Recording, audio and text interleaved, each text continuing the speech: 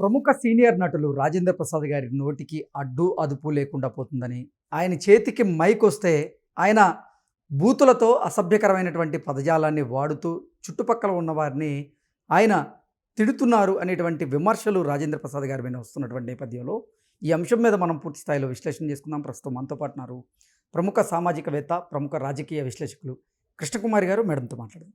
Madam నమస్తే. Madam నమస్తే. Senior నటులైనటువంటి Rajendra Prasad గారి మీద అయితే తీవ్రమైనటువంటి విమర్శలు వస్తూ ఉన్నాయి. దానికి కారణం ఏంటంటే, ఈ మధ్యకాలంలో రాజేంద్ర ప్రసాద్ గారి నోటికి అడ్డు అదుపు లేకుండా పోతుందని, ఆయన చేతికి మైక్ ఇచ్చి మాట్లాడమంటే ఆయన అసభ్యకరమైనటువంటి పదజాలంతో తన చుట్టుపక్కల ఉన్న కొందరిని ఆయన దూషిస్తూ మాట్లాడుతున్నాడు అన్నట్లుగా ఆయన మీద విమర్శలు, ఆరోపణలు వస్తూ ఉన్నాయి. నిన్న ఎస్వి కృష్ణారెడ్డి గారి పుట్టినరోజు వేడుకల్లో ఆయన మాట్లాడిన మాటలు కూడా వివాదాస్పదంగా మారినాయి. దీని మీద మీ విశ్లేషణ ఏంటి మేడం? ఆయన ప్రవర్తన శైలి ఈ మధ్యకాలంలో విమర్శలు పాలవుతున్న మాట వాస్తవం. ఆయన ఎక్కడా సరిగా మాట్లాడట్లా. ఈ ఎక్కడా సరిగా మాట్లాడట్లేదు అంటే, ఆయన వాళ్ళ ఇంట్లో వాళ్ళ చుట్టాలు, వాళ్ళ ఫ్రెండ్సు, వాళ్ళ మధ్యలో ఏమైనా మాట్లాడుకునేవి మనకు తెలియదు. ఆయన పబ్లిక్ డయాస్ల మీద మాట్లాడేదే కదా మనకు తెలుస్తుంది. మరి పబ్లిక్ డయాస్ల మీదకి వచ్చి సరిగా మాట్లాడకపోవడం వెనకమాల ఆల్రెడీ అందరూ దాదాపు నిన్న ఫంక్షన్ జరిగిన దగ్గర నుంచి దుమ్మెత్తి పోస్తానే ఉన్నారు. అయితే అసలు ఎందుకు ఇలా రాజేంద్ర ప్రసాద్ గారు మాట్లాడుతున్నారు? ఇలా మాట్లాడటం వెనకమాల ఆయనకున్న పరిస్థితులు ఏంటి అనేది కూడా మనం ఒకసారి ఆలోచించాలి. ఓకే, ఇప్పుడు ఈయన ఇలా మాట్లాడటం వెనకమాల ఆయనకేమీ ఫైనాన్షియల్ బెనిఫిట్ లేదు.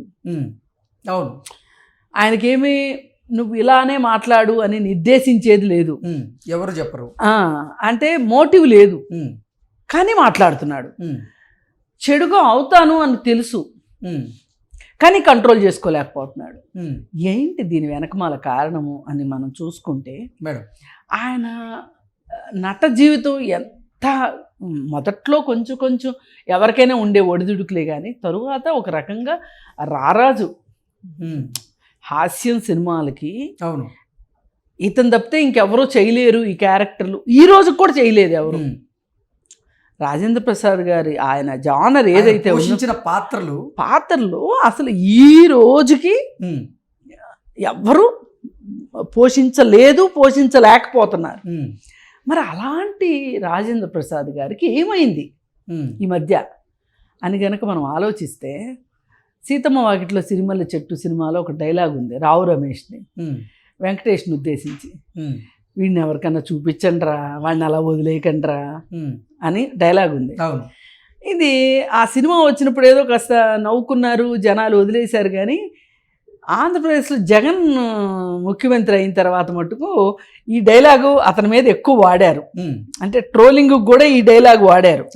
మామూలు వాళ్ళు కూడా ఎవరన్నా సోషల్ మీడియాలో ఏదన్నా కామెంట్లు పెట్టాలంటే ఇదే పెట్టేవాళ్ళు, ఈ డైలాగ్ వాడేవాళ్ళు. నాకు నిన్న నుంచి ఇది చూసింది మొదలు ఆయన్ని చూపించాలరా అని ఎవరు కుటుంబ సభ్యులు ఎవరు ఏదో ఒకటి చెయ్యాలి.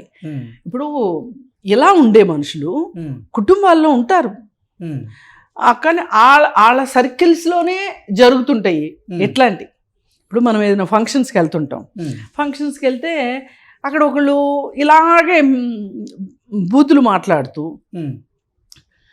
ప్రతి వాళ్ళని విమర్శిస్తూ ఏదో ఒకటి అంటూ చాలా బాధ్యత లేకుండా ఉంటారు, కనిపిస్తూ ఉంటారు కొంతమంది మనకి. కొంతమంది ఏం చేస్తారంటే అవి ఎందుకు ఈ నోట్లో నోరు పెట్టమని నవ్వేసి ఊరుకుంటారు. అవసరం వీలైతే కొంచెం ఎంకరేజ్ చేస్తారు. అది పెద్ద విషయం కాదు, మనం చూస్తూ ఉంటాము, వదిలేస్తుంటాం. కానీ ఇక్కడ రాజేంద్ర ప్రసాద్ గారు ఎక్కడ మాట్లాడుతున్నారు? వేదికల పైన మాట్లాడుతున్నారు. ఈ వేదికల పైన మాట్లాడేవి సోషల్ మీడియాలో క్షణాల్లో స్ప్రెడ్ అయిపోతాయి. నిన్న సాయంత్రం ఆ సభలో ఆడియన్స్ కానీ ఆయన పక్కనున్న వాళ్ళు కానీ పక్కన ఉన్న వాళ్ళైతే ఇరుక్కున్న అమ్మ ఇకిలిచ్చాలి అన్నట్లు ఉన్నారు తప్పితే కింద ఉన్న వాళ్ళు ఎవరూ ప్రసన్నంగా లేరు. అవును, చాలా సీరియస్గా చూస్తున్నారు, చాలా అసహనంగా చూస్తున్నారు. శివాజీ రాజా అయితే అసలు ఇంకా మొహం మీద చిట్టిడేస్తే పొట్టిడేగుతూ అన్నట్టు పెట్టాడు మొహం. అందరూ అంత కోపంగా ఉన్నారు ఈయన మాటలు వింటుంటే. ఒకప్పుడు రాజేంద్ర ప్రసాద్ ఏం మాట్లాడతాడో వినాలి అనుకునేవాడు. ఏం జోకులు వేస్తాడు, చాలా స్పాంటేనియస్గా జోకులు వేసేవాడు. అలాంటిది ఎలా అయిపోయాడు రాజేంద్ర ప్రసాద్? ఇప్పుడు ఒక 3-4 సంఘటనలు మనం గమనిస్తే గనక ఆ పక్కన ఉన్నది ఆడవాళ్ళ లేదంటే మగవాళ్ళ, ఎవరు ఏంటి అనేది చూసేది లేదు. ఏంటి రీజన్ అంటే ఆయన నటనా జీవితం ఉన్నంత గొప్పగా ఉవ్వెత్తున ఎగసిపడింది ఒక కెరటం, ఒక రకం ఆయన జానర్లో ఆయన. అయితే మరి ఆయన వ్యక్తిగత జీవితం ఎందుకో సరిగా లేదు. ఓకే. ఒకానొక సందర్భంలో మేనల్లుళ్ళు మోసం చేశారు ఆయన్ని. ఆ మేనల్లుల్ని నెత్తిన పెట్టుకున్నాడు ఆయన. ఓకే. అసలు విజయవాడలో వాళ్ళ మేనల్లుళ్ళది పెళ్లి చేస్తే ఇట్లా చెయ్యాలి అనిపించేటట్లు చేశాడు పెళ్ళి. అలాంటి మేనల్లుళ్ళు మోసం చేశారు అనేది బయట చాలామంది చెప్పుకుంటారు. ఓకే. మాట్లాడ్డా ఆయన వాళ్ళతో, ఆయన మేనల్లులతో మాట్లాడ్డు. సొంత అక్క ఇంట్లో ఏం జరిగినా వెళ్ళడం, అక్కతో మొత్తం బంధాలు తెంచేసుకున్నాడు. తర్వాత తన కొడుకు ఇష్టం లేని పెళ్లి చేసుకున్నాడని చెప్పి, అలాగే కూతురు ఇష్టం లేని పెళ్లి చేసుకున్నారని చెప్పి వాళ్ళతోనూ ఎడమోహం పెడమోహంగా ఉన్నాడు. కొడుకుని హీరోని చేద్దాం అనుకున్నాడు. తను చేసుకున్నది ప్రేమ వివాహమే, కానీ మళ్ళీ తన పిల్లల దగ్గరికి వచ్చేసరికి ప్రేమ వివాహాలు కుదరదన్నాడు. కొడుకుని హీరోని చేయలేకపోయాడు. అట్లా ఇప్పుడు కూతురు చూస్తే ఈ మధ్యకాలంలో 1 సంవత్సరం కూడా అవల చనిపోయింది కూతురు పిల్లలు. మరి ఎవరికైనా అత్యంత దురదృష్టం ఏంటి అంటే తల్లిదండ్రుల ముందు పిల్లలు చనిపోవడం. అది ఆయన చవి చూశాడు. వీటన్నిటి ఎఫెక్టు అతని మీద బాగా ఉందని అనిపిస్తుంది ఆయన ఇది చూస్తుంటే. ఓకే. ఇంకా కొంతమంది మెంటల్గా డిస్టర్బ్ అయ్యారంటారా? డిస్టర్బ్ అవ్వకపోతే ఇలా చెయ్యరండి. ఇప్పుడు అలీ ఉన్నాడు, అలీ కూడా బూతులు మాట్లాడతాడు. ఎందుకు మాట్లాడతాడు అనుకుంటున్నారు? తనకు ఒక ప్రచారం కావాలి, తను సినిమా ఫంక్షన్లో తన గెస్ట్గా పిలవాలి, అంటే ఏమంటారు యాంకర్గా పిలవాలి. యాంకర్గా పిలవాలి అంటే అలరించాలి, డబ్బులు తీసుకుని చేస్తాడు అలీ. ఒక్క చోట కూడా అడుగు తీసి అడుగేయడు డబ్బులు లేకుండా, అలీ చేస్తాడు. అలీ కూడా ఇలా పిచ్చి పిచ్చి మాటలు మాట్లాడాడు, కానీ అతనికి మోటివ్ ఉంది. కానీ రాజేంద్ర ప్రసాద్కి ఏంటి మోటివ్? ఎవరు చేస్తారు అట్లా? ఆయనకి ఒక అర్థం లేకుండా ఎందుకు మాట్లాడతారు ఎవరైనా? ఇప్పుడు పిచ్చోడి చేతిలో రాయి అంటారు, తెలివైనోడి చేతిలో రాయి ఉందనుకోండి, తనకు అవసరమైనట్టు వేస్తాడు రాయి అలీలాగా. ఇప్పుడు ఈయన చేతిలో రాయి ఎవరి మీద పడితే వాళ్ళ మీద వేస్తున్నాడు. అసలు వాళ్ళు ఎంత బాధపడతారు? ఇప్పుడు నా గౌరవం తగ్గుద్ది ఇలా మాట్లాడితే అనుకునేది ఒక విషయం అయితే, నేను మాట్లాడే వాళ్ళ వల్ల వాళ్ళు ఎంత బాధపడుతున్నారు అని ఆలోచించలేని స్థితిలో అతను ఉన్నాడు అంటే ఏంటన్నట్టు? అతని మానసిక పరిస్థితి ఏంటన్నట్టు? ఎందుకు చేస్తారు అసలు అట్లా ఎవరైనా?